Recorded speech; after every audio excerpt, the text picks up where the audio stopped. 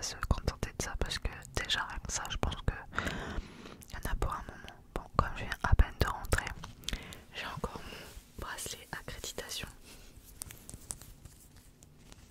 Et je vais le couper en même temps que vous, avec vous, parce que je vais pas le garder. Mais je me suis dit que ça faisait un petit trigger de le couper avec vous. En fait, on a les accrédités, on a des bracelets et ils sont pas tous la même couleur. Moi, il est rose, n'importe quoi, il est orange parce que je fais partie des médias. Les exposants, je crois qu'ils sont violets. Il y a plusieurs, voilà, il y a plusieurs couleurs. Il y a des verts aussi, je crois. Bref.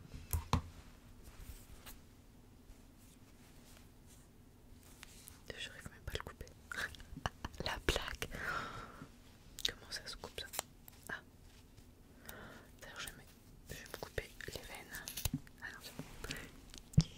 Voilà. Voilà, voilà. Je jetterai ça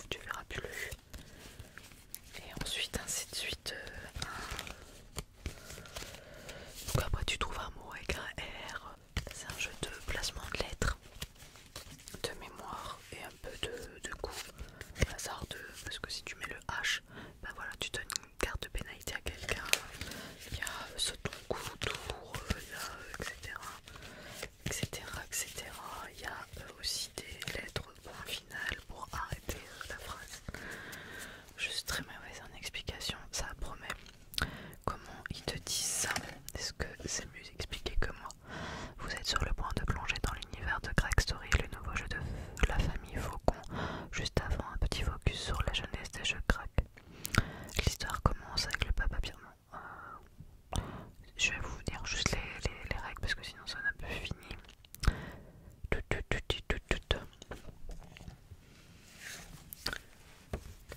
C'est quoi ce jeu? Crack Story, c'est un jeu de cartes dans lequel les joueurs créent ensemble une histoire, une story, en utilisant leurs cartes comme première lettre des nouveaux mots qu'ils vont ajouter au gré de leur inspiration, de leur fantaisie. Le premier à se débarrasser de ses cartes remporte la partie. Aussi simple que ça, pas tout à fait. Pour ajouter des mots à la story, il faudra la répéter depuis le début sans se tromper et sans rompre le fil de l'histoire. Attention, trou de mémoire, un seul mot écorché, oublié ou remplacé et c'est la pioche assurée. En plus voilà, il y a des petits mots, il y a des petites cartes pour faire des petits coups en douce.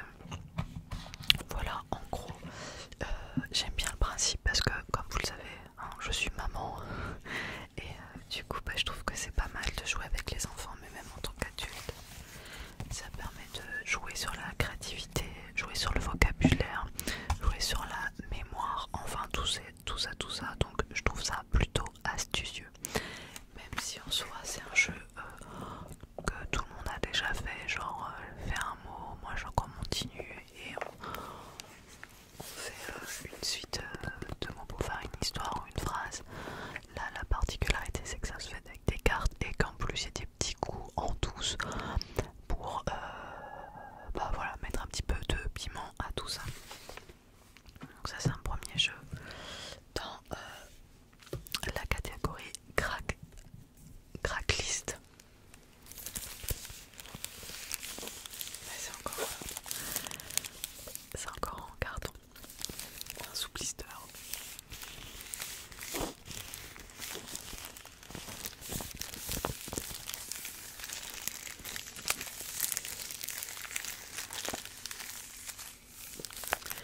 Là c'est Cracklist, la récré, le jeu culte revisité pour les enfants, mais pas seulement. Comme je vous avais dit, le Cracklist c'est le Uno mélangé au petit pack seulement. Voilà, dans la partie Cracklist qu'on a acheté l'année dernière au salon, et c'est vrai qu'il y a des catégories qui sont un peu plus compliquées pour notre fils, et puis il y a des catégories où c'est presque même gênant. Et ben, il y a une carte par exemple, c'est position du Kama Sutra. Ouais, bah bon, c'est des genres de cartes qu'on a oublié, zappé, qu'on joue pas avec lui bien sûr, mais du coup bah c'est plus le Cracklist normal peut être plus considéré comme un jeu pour adultes, adaptable pour les enfants si vous enlevez certaines cartes. Dans le Cracklist à la récré, même principe, seulement il n'y a aucune catégorie qui peut être gênante et aucune catégorie qui peut être dure pour les enfants, mais c'est le même principe que Cracklist. Et je crois qu'il y a des petites particularités, genre des petits coups, des petites cartes un peu vaches en plus qui peuvent être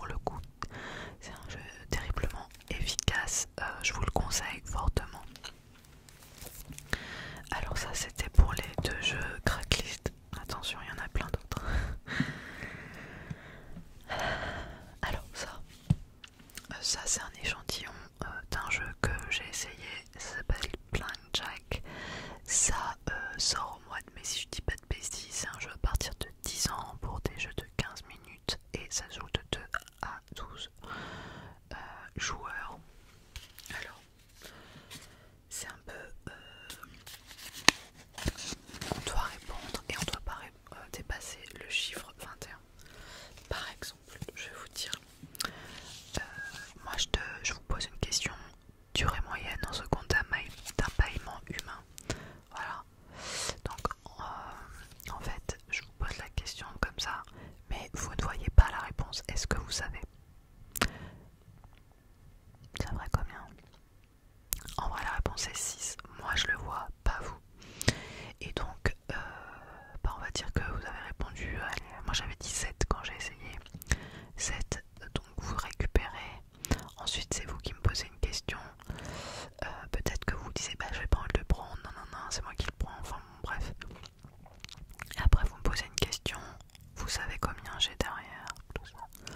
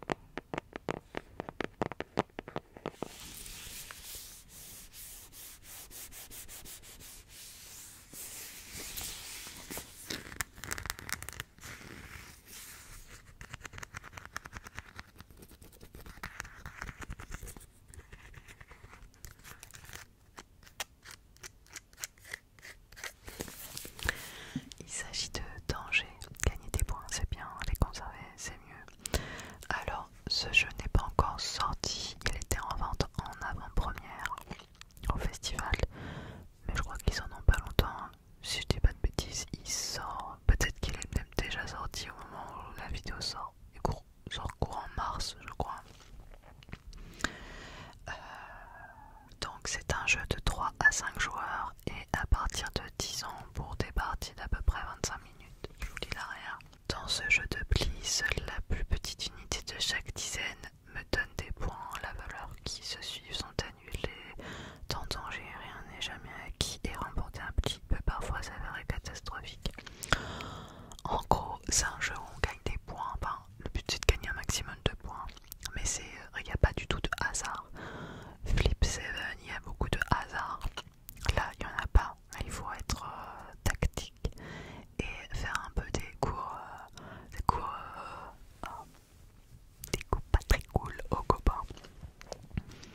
Et c'est ça qui est vachement drôle, c'est faire des petits coups comme ça et te dire ta carte elle est morte, nanana, ou je te pique ta carte, là là là. Bon bref, c'est très sympa. C'est le premier jeu auquel on a joué quand on est arrivé et tout de suite j'ai eu un coup de cœur énorme. Du coup on l'a acheté. Il était pas très cher, je crois qu'on l'a payé 11,90 €, donc vraiment un prix abordable pour un jeu. Voilà, même principe, c'est petit, ça s'amène partout. Donc voilà, je sais que dans quelques jours on va être en week-end à Aix-en-Provence. Je pense que je vais le prendre avec nous, comme ça le soir au Airbnb. Et bien on pourra se caler pour jouer aux cartes. Qu'est-ce que je peux vous montrer encore? Ah, trop mignon. En vrai je l'ai déjà à la maison, mais je trouvais la boîte de démo tellement chouchou. J'ai pris ça d'un petite boîte d'échantillons de Codename. Voilà, comme ça je pourrais la donner à des personnes pour qu'ils essayent. Codename, c'est un jeu hyper connu qui avait eu la Store, il me semble à Cannes, mais il y a des années de ça, ouais, en 2016. Alors, avec ce mini-jeu, apprenez à jouer à Codename en quelques minutes. Trouvez-vous les 3 cartes correspondant à l'indice classé. Donc voilà, je sais pas si vous connaissez, mais il faut faire deviner des mots à ses copains, aux gens de son équipe. Mais il faut pas qu'ils se trompent, parce que soit vous donnez des points aux adversaires, si en fait vous avez fait deviner des points des mots de l'équipe adverse à la place, ou soit vous avez fait deviner et les gens ils ont compris un autre mot et en fait c'est le mot à pas trouver et vous avez fait perdre entièrement votre équipe. Donc c'est hyper sympa. Je sais qu'il existe une version duo auquel je n'ai jamais joué, mais avouez que cette petite boîte est chouchou.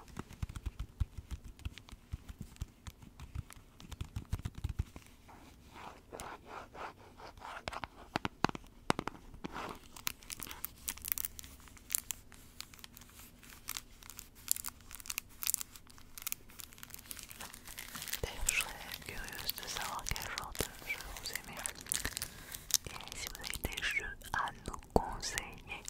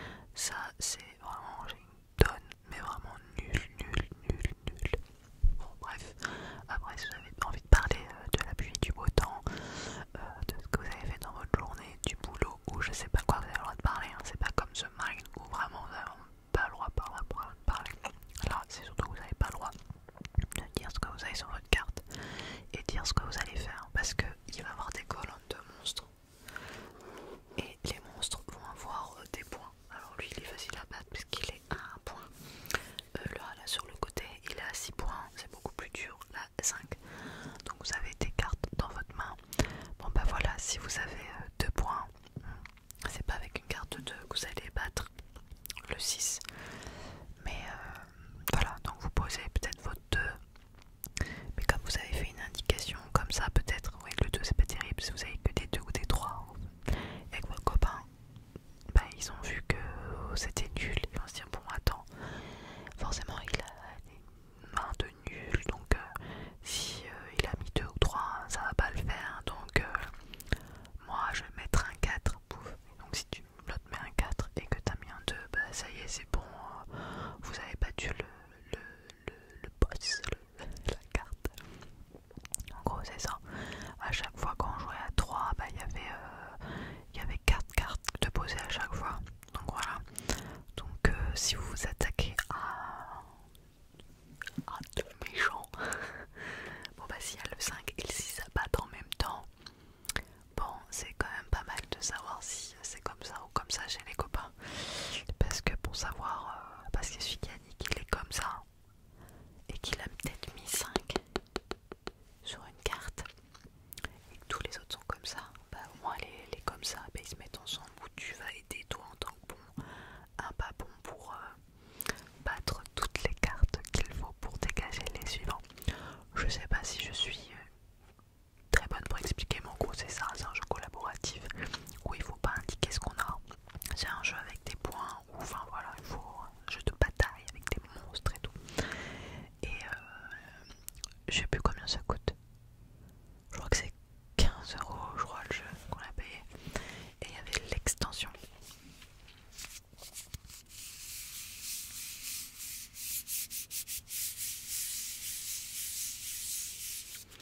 Et l'extension, elle était à moins 50% si vous achetiez la première partie sur le salon. Donc du coup, on l'a acheté, l'extension est à 8, normalement on l'a eu à 4.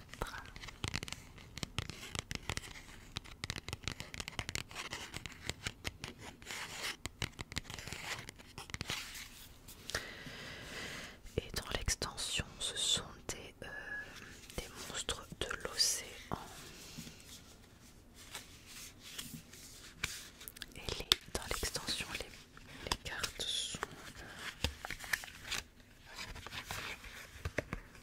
sont chromées, je crois. Je dis pas de bêtises. Ouais. Par exemple, ça, c'est les monstres de l'extension. C'est tout chromé, donc autant vous dire que chromé comme ça, ça a bien plu à notre fils.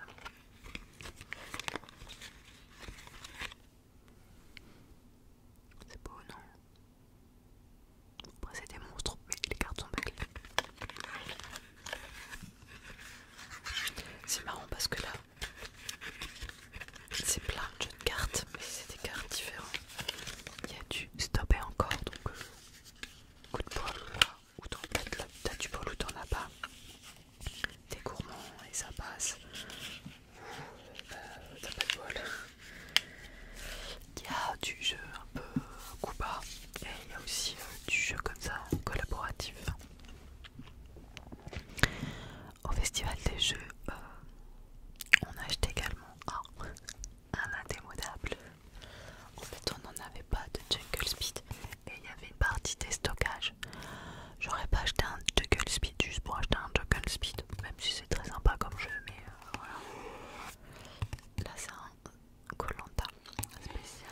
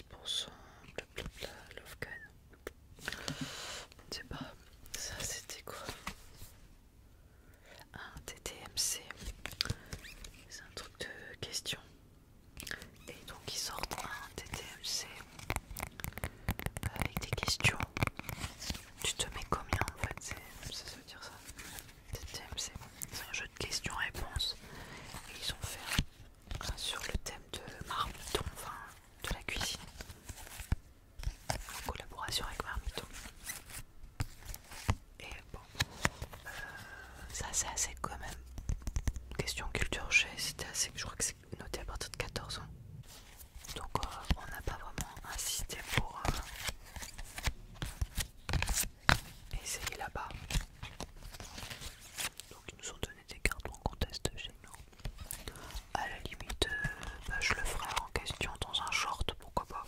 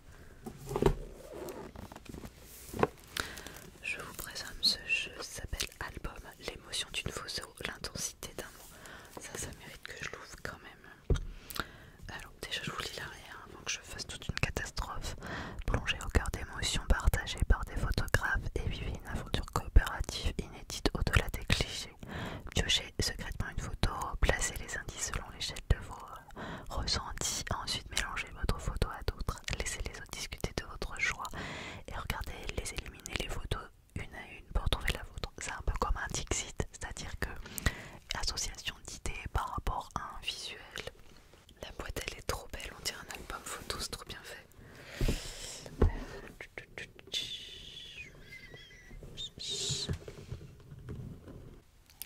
Alors voilà, il y a tout ça comme photo. Peut-être ouvrir.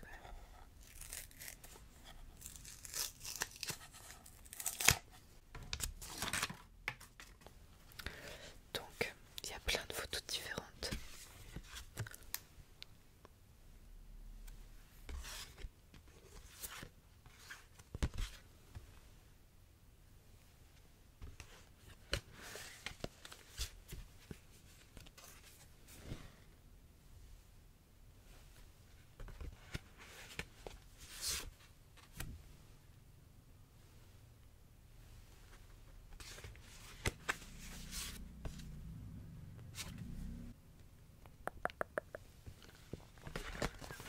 Bref, il y a énormément de photos. Et ensuite, il y a des mots. J'ai pas eu le temps de tout défaire parce qu'il y a encore plein de plaquettes. Et voilà, il y a amour, aventure, qu'est-ce qu'il y a d'autre? Beauté, bonheur, bruit, tout ça, tout ça. Bon, il y a plein de sentiments. Et on va dire que, bon, je sais pas, je tire une carte au pif. Alors, on va dire que j'ai pris ça. Et je regarde. Et il y a un truc d'intensité sur le côté avec de 0 à 5, 5 étant, ça veut dire qu'il y a de plus en plus d'intensité, 0 c'est qu'il n'y en a pas. Et bien je mets quelque chose qui me met, on va dire, j'ai pas tous les mots hein, parce qu'ils sont pas tous faits. Par rapport au chien qui saute, je pourrais dire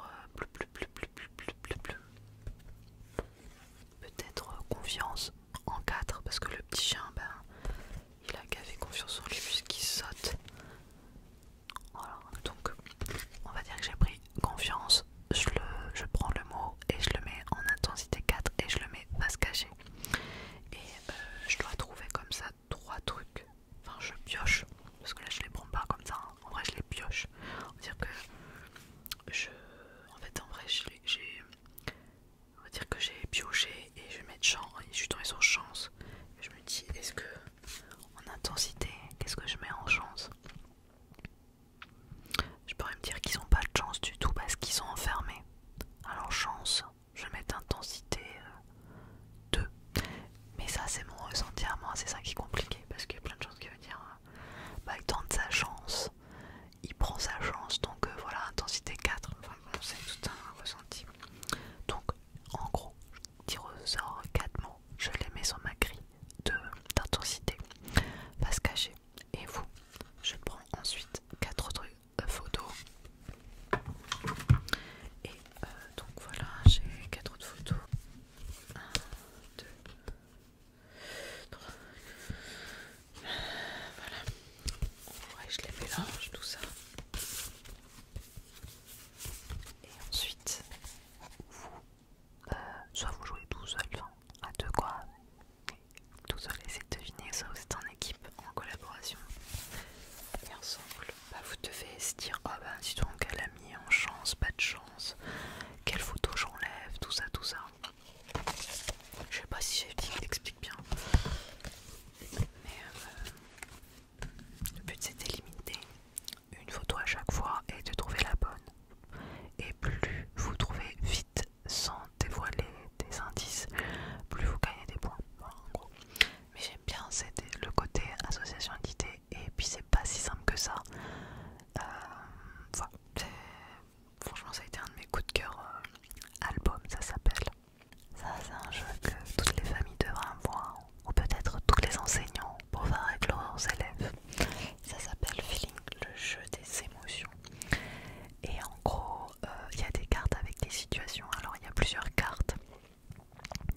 Il y a des cartes en catégorie famille, il y en a des cartes en catégorie société,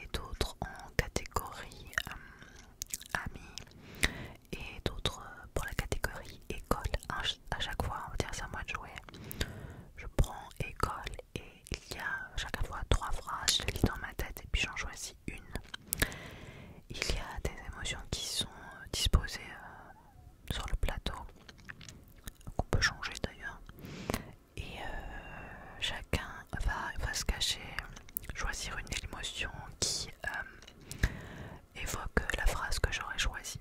Et ensuite, je vais désigner une personne pour dire bah, moi je pense que tu as choisi ça, tes voiles. Et si c'est j'ai bien vu, bah, on avance d'une case. Si j'ai pas vu, bah, on n'avance pas. En tout cas, on ouvre le dialogue pour savoir pourquoi la personne a dit ça, pourquoi j'ai pensé qu'il a pensé ça, pourquoi lui il a ressenti ça. C'est quelque chose de... Je trouve que c'est hyper important pour trouver des mots à des situations et ça permet de déverrouiller, de comprendre que l'autre peut éprouver des choses différentes que toi ou similaires et de se dire que bah, c'est ok en fait. Et franchement j'ai trouvé ça tellement pertinent et je trouve que, je sais pas, si vous êtes enseignant, essayez de vous procurer ça, ça coûte 27 balles, vous en trouvez à la FNAC, à Cultura, sur internet. C'est franchement hyper intéressant, vous pouvez jouer en groupe et ça permet de d'éclaircir des situations, de mettre des mots à des sentiments, de comprendre les autres, de se comprendre, d'essayer de se poser des questions. Franchement c'est hyper intelligent, bravo, bravo, vraiment bravo. Ils mettent que à partir de 8 ans, de 2 à 8 joueurs pour environ 30 minutes de jeu. Choisissez une situation, ta grand-mère te bat, un jeu vidéo par exemple, où les devoirs sont maintenant interdits dans ton école. Tu as le pouvoir de lire dans les pensées. Un ami te confie qu'il préfère être une fille. Vous sélectionnez une émotion et vous devinez l'émotion d'une autre personne. Et c'est tellement bien fait. Et il y a un...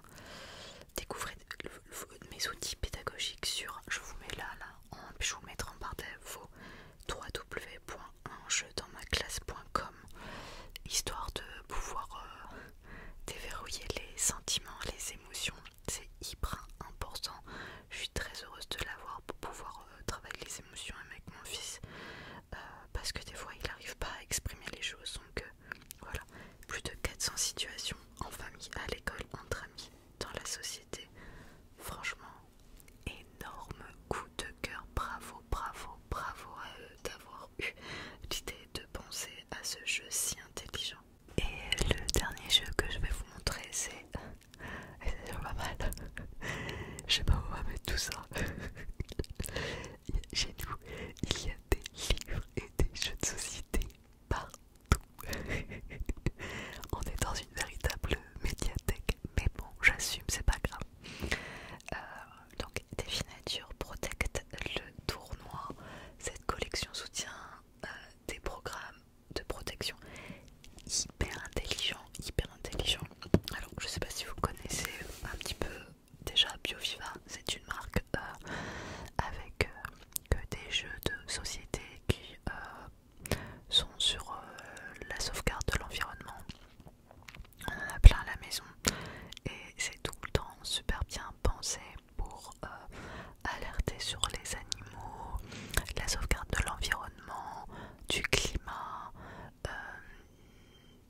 des nettoyages des déchets, tout ça, franchement c'est tellement bien fait, c'est intelligent, on apprend plein de choses et c'est créé tout est fabriqué en France, c'est éco-responsable, c'est marque de Montpellier. Et donc déjà de base on est fan de Definature, c'est des jeux de cartes un peu comme une bataille, mais on s'affronte sur des catégories, sur plein de sujets différents. On va le dire sur les animaux par exemple, ça va être je sais pas, le nombre de gestations ou d'incubation, ou la taille, la longévité, le poids, tout ça. À chaque fois il y a sur la carte plein d'informations sur les animaux. Et donc là on va s'affronter sur plein de choses sur les animaux, c'est vachement bien fait. Plus une partie des bénéfices vont être des associations pour sauvegarder l'environnement. Alors par la rencontre des animaux du monde et entre dans la bataille pour protéger les espèces menacées, à toi de les défendre.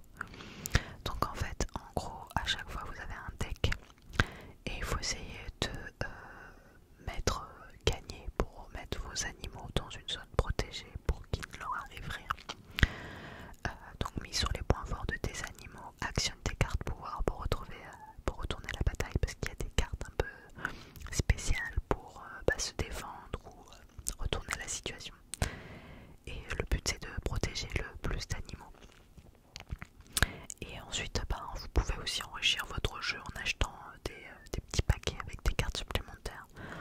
Bref, c'est super bien pensé, c'est hyper intelligent. Je trouve que c'est super pour montrer aux enfants que ouais non, même à notre petite échelle on peut faire des choses pour sauver et puis avoir l'idée d'avoir envie de sauver l'environnement, de sauver les animaux, de sauver notre écosystème.